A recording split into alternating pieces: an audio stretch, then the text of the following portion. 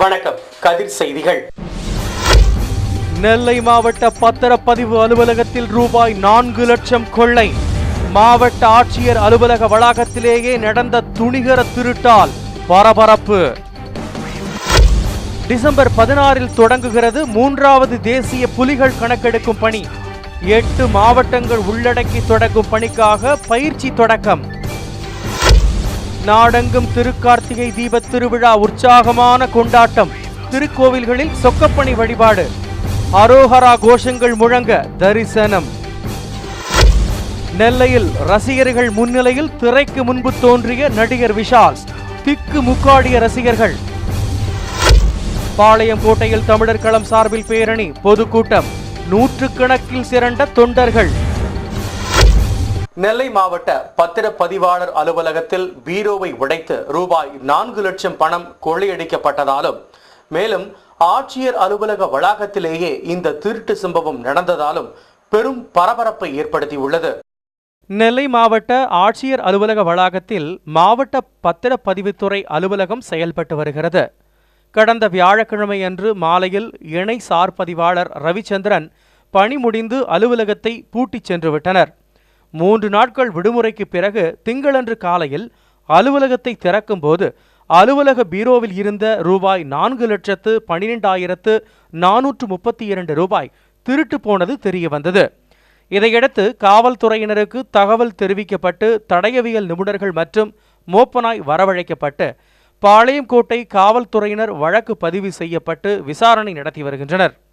மாவட்ட ஆட்சியர் அலுவலக வளாகத்திலேயே உள்ள பத்திரப்பதிவு அலுவலகத்தில் வெளிக்கதவு உடைக்கப்படாமல் பீரோவில் இருந்து பணம் திருடப்பட்ட சம்பவம் நெல்லையில் பெரும் பரபரப்பை ஏற்படுத்தியுள்ளது.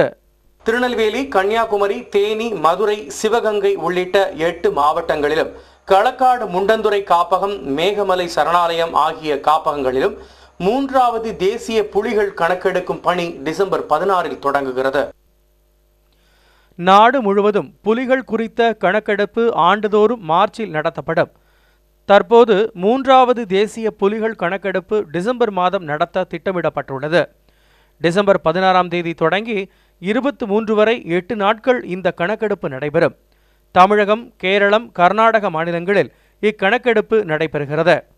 தமிழகத்தில் திருநெல்வேலி, தூத்துக்குடி, கன்னியாகுமரி, மதுரை, விருதுநகர், தேனி, சிவகங்கை, ராமநாதபுரம் ஆகிய மாவட்டங்கள், திருநெல்வேலி மாவட்டத்தில் உள்ள இந்தியாவின் 17வது புலிகள் காப்பகமான களக்காடு முண்டந்துறை புலிகள் காப்பகம், மேகமலை சரணாலயம் ஆகிய இடங்களில் கணக்கெடுப்பு மேற்கொள்ளப்படுகிறது.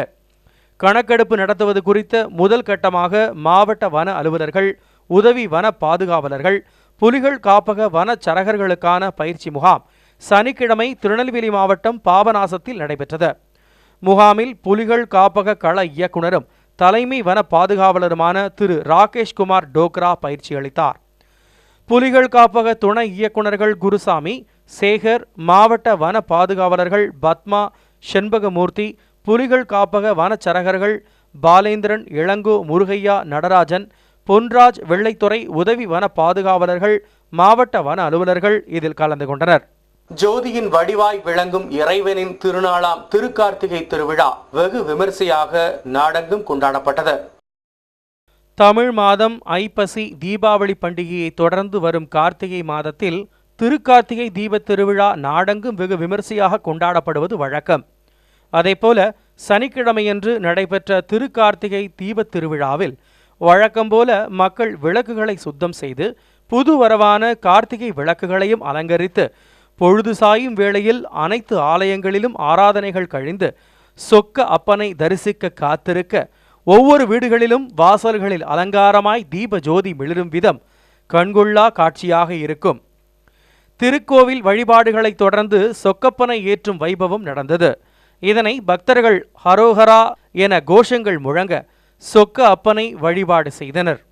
நெல்லை மாவட்டம் சுவாமி நெல்லையப்பர் திருக்கோவில், சாலைக்குமார சுவாமி திருக்கோவில் உள்ளிட்ட அனைத்து ஆலயங்களிலும் சொக்கப்பனை வழிபாடு செய்தனர். இதனை சிறுவர்கள் சூழ்ந்து எனப்படும் ஒரு வகை நாணல் மூலமாக சொக்கப்பனையிலிருந்து பிடித்து தமது வீடுகளில் வைக்கப்பட்டிருக்கும் விளக்குகளில் ஏற்றுவர். இது பலகாலம் தொட்டு நமது பாரம்பரிய முறையாக கடைபிடிக்கப்பட்டு வருகிறது. இதேபோல தென்காசியிலும் தெரு முழுவதும் தமது வீடுகளில் வைக்கப்பட்டிருந்த ஜோதி பார்ப்பதற்கு கண்களை கவரக்கூடியதாக இருந்தது. சிறுவர்கள் பட்டாசுகளை வெடித்து மகிழ்ந்தனர். மேலும் திருக்கார்த்திகை தீபத் திருவிழாவோடு பௌர்ணமியும் ஒன்று சேர்ந்ததால் தென்காசி ராமாலயத்தில் உலக நலன் வேண்டி சிறப்பு பூஜை நடைபெற்றது. இதில் ஸ்ரீ மகாகணபதி, ஸ்ரீ குரு பகவான் மற்றும் ஸ்ரீ ராஜராஜேஸ்வரிக்கு சிறப்பு ஆராதனைகள் நடைபெற்றது. இதற்கான ஏற்பாடுகளை குறும்பல ஆராய்ச்சி மைய தலைமை மருத்துவர் டாக்டர் ஸ்ரீனிவாசன் செய்திருந்தார். பாளையங்கோட்டை பாம்பே திரையரங்கில் வெளியாகி வெற்றி நடை போட்டுக் கொண்டிருக்கும் பாண்டிய நாடு திரைப்படத்தை காண நடிகர் விஷால் வருகை தந்தார். தமிழகமெங்கும் பரபரப்பாக ஓடிக்கொண்டிருக்கும் திரைப்படம் பாண்டிய நாடு. இதில் நடிகர் விஷால் கதாநாயகனாகவும் நடிகை லட்சுமி மேனன் கதாநாயகியாகவும் இயக்குனர் பாரதி ராஜா தந்தை கதாபாத்திரத்திலும் நடித்துள்ளார். பாளையங்கோட்டை மகாராஜ நகரில் அமைந்துள்ள பாம்பே திரையரங்கில் வெளியாகி வெற்றி நடை போட்டுக் கொண்டிருக்கும் இத்திரைப்படத்தை நெல்லை ரசிகர்களோடு இணைந்து காண்பதற்காகவும் அவர்களை உற்சாகப்படுத்துவதற்காகவும் நடிகர் விஷால் நெல்லை வருகை தந்தார். திரைப்படத்தின் நடுவே திரை முன்பு தோன்றி ரசிகர்களை அவர் திக்கு முக்காடச் செய்தார். பின்னர் ரசிகர்களிடையே அவர் கலந்துரையாடினார். என்னோட பேர் விஷால் அப்படின்னு கேட்கும்போது நான் ஸ்கூலு காலேஜ் வரைக்கும் அந்த பேருக்கான அர்த்தமே இல்லாமல் ஒரு சராசரி நபராங்க. உங்களால விஷால் என்ற பேருக்கு ஒரு பொறுப்புள்ள பேரா அந்த பேருக்கு உங்களுக்கு சத்தியமா கதாநாயகனை கண்ட ரசிகர்கள் ஆரவாரம் செய்தனர். இந்த நிகழ்ச்சியில் பாம்பே தியேட்டர் மேலாளர் A.V. வின்சென்ட் மற்றும் G. டேவிட், நிர்வாகிகள் முத்துக்குமார், மகாராஜன் ஆகியோர் உடனிருந்தனர். பிறகு நடிகர் விஷால் தென்காசி புறப்பட்டு சென்றார். எங்கள் திரைங்கள ஒரு சிறப்பு அம்சங்கள்னா தொடர்ந்து நாங்கள் வெற்றி படங்களையே கொடுத்துட்டு வரோம். ரசிகர்கள் மத்தியில் எங்கள் தியேட்டருக்குன்னு ஒரு தனி உற்சாகங்கள் மத்தியில் இருக்கிறது. பல வெற்றி படங்களை கொடுத்துக்கிட்டு வந்த எங்கள் தியேட்டர் இந்த வருஷம் தீபாவளிக்கு விஷால் அவர்கள் நடித்த பாண்டிநாடு திரைப்படத்தை நாங்கள் திரையிட்டோம். அது படம் ஒரு மாபெரும் வெற்றி பெற்று விட்டது. அந்த படம் அதனால் ரசிகர்களை உற்சாகப்படுத்துவதற்காக விஷால் சார் அவர்கள் தமிழ்நாடு முழுவதும் ஒவ்வொரு திரையரங்குக்காக சென்று வருகிறார்கள். இப்போது இன்று மதுரை புரோகிராம் முடிச்சுட்டு இன்று எங்கள் திரையரங்குக்கு ரசிகர்களை உற்சாகப்படுத்துகிறார்கள். அதை விஷால் ரசிகர்களுடைய மன்றத்தின் சார்பாகவும் எங்கள் திரையரங்கு சார்பாகவும் நாங்கள் இதை எல்லாரையும் உற்சாகப்படுத்துகிறோம். ரசிக பெருமளுக்கு ஒரு உற்சாகம் இருக்கிறதுக்காக இந்த விழாவை சிறப்பாக பண்ணிக்கிட்டு இருக்கோம். திருநெல்வேலி மாவட்டம் பாளையங்கோட்டையில் தமிழர் களம் அமைப்பின் சார்பில் பேரணி மற்றும் பொதுக்கூட்டம் நடைபெற்றது. தமிழர் களம் அமைப்பு சார்பில் பாளையங்கோட்டையில் தமிழர் பெருவிழா சனிக்கிழமை நடைபெற்றது. இதையொட்டி பாளையங்கோட்டை லூர்துநாதன் சிலை அருகில் பேரணி புறப்பட்டு முக்கிய வீதிகள் வழியாக ஜவஹர் திடலில் நிறைவடைந்தது. இதில் திரளானோர் கலந்து கொண்டனர்.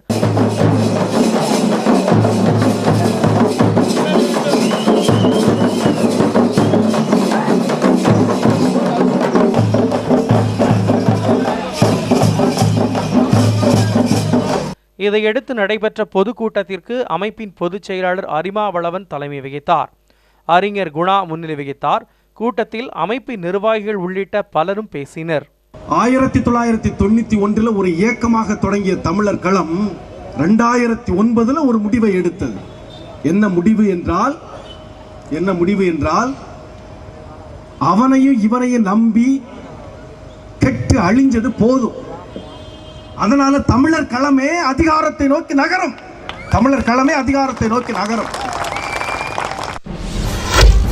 நெல்லை பிரான்சிஸ் பொறியியல் கல்லூரியில் வேலை வாய்ப்பு முகாம். 1000க்கும் மேற்பட்ட பட்டதாரிகள் குவிந்தனர். மாவட்ட ஆட்சியர் துவக்கி வைத்து வாழ்த்துரை. SMS money order. தபால் நிலையங்களில் புதிய பண பரிமாற்ற முறை அறிமுகம். தலைமை தபால் அதிகாரி பிரத்யேக பேட்டி. முள்ளிவாய்க்கால் முற்றம் இடிப்புக்கு கண்டனம். சந்திப்பு ரயில் நிலையம் முன்பு மதிமுக ஆர்ப்பாட்டம்.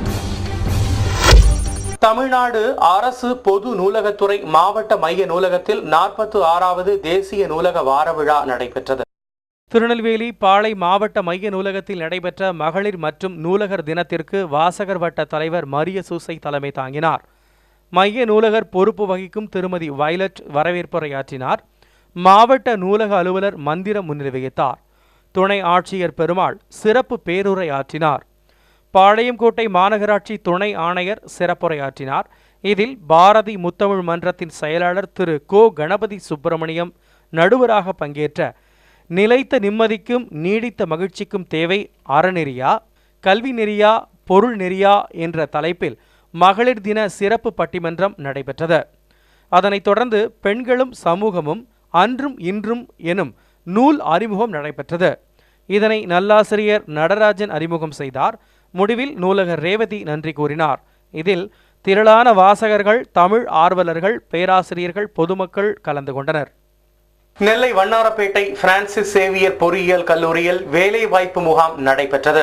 நெல்லை மாவட்ட மகளிர் திட்டம் நடத்தும் 20க்கும் மேற்பட்ட நிறுவனங்கள் பங்கேற்ற இந்த வேலைவாய்ப்பு முகாமை நெல்லை மாவட்ட ஆட்சியர் திரு கருணாகரன் தொடங்கி வைத்தார். இம்முகாமில் படித்து வேலைவாய்ப்பு இல்லாத மாணவ மாணவியர்கள் என ஆயிரக்கணக்கானோர் கலந்து கொண்டனர்.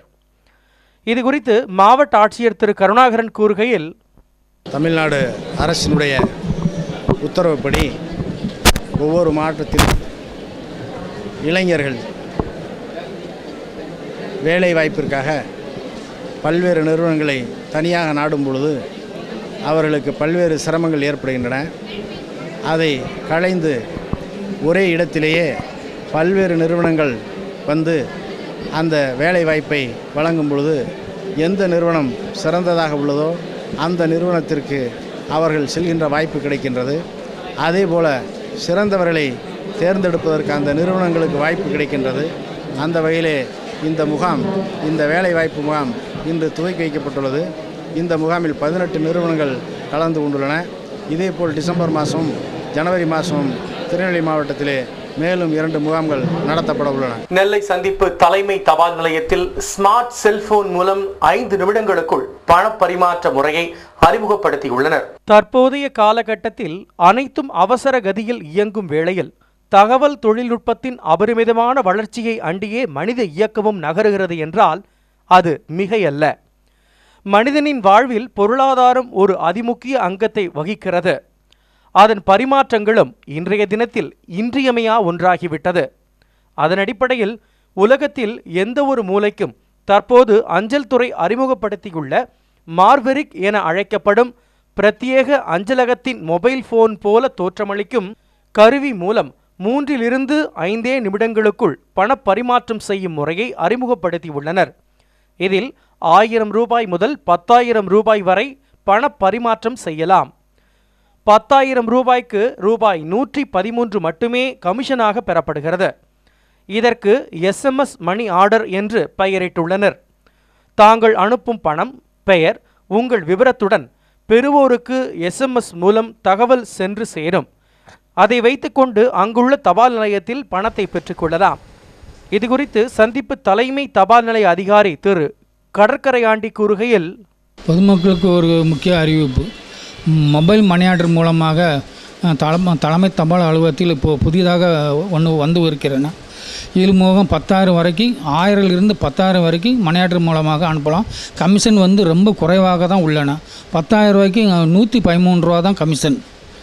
அதுக்காக பொதுமக்கள் இது பயன்படுத்தி இதன் மூலம் மொபைல் மூலமாக எந்த இடத்துக்கு பணம் அனுப்புமோ அந்த இடத்துக்கு உரிய இடத்தில் SMS மூலமாக அந்த பொதுமக்களுக்கு அது கிடைத்துவிடும். அந்த SMS வைத்து அந்த போஸ்ட் ஆஃபீஸில் போய் பணம் வாங்கி கொள்ளலாம். இதுமாக புதிதாக வந்திருக்கணும், பொதுமக்கள் பயன்படுத்துமாறு கேட்டுக்கொள்கிறேன். நெல்லை சந்திப்பு ரயில் நிலையம் முன்பு மதிமுக சார்பில் கண்டன ஆர்ப்பாட்டம் நடைபெற்றது. முள்ளிவாய்க்கால் முற்றம் இடிக்கப்பட்டதற்கும் பழ நெடுமாறன் கைது செய்யப்பட்டதற்கு கண்டனம் தெரிவித்தும் நடைபெற்ற இந்த ஆர்ப்பாட்டத்திற்கு மாவட்ட செயலாளர் பெருமாள் தலைமை தாங்கினார். திரு KM நிசாம் முன்னிலை வகித்தார். இதில் மதிமுகவைச் சேர்ந்த மாவட்ட, மாநகர, வட்ட தலைவர்கள், உறுப்பினர்கள் கலந்து கொண்டனர். இதில் பழ நெடுமாறன் கைது செய்யப்பட்டதற்கு கண்டனம் தெரிவித்து கோஷங்களை எழுப்பினர். உள்ளூர் நிகழ்வுகளை உடனுக்குடன் தெரிந்து கொள்ளவும், உங்கள் விளம்பரங்கள் உலகெங்கும் சென்றடையவும் கதிர் டிவியை காணுங்கள்.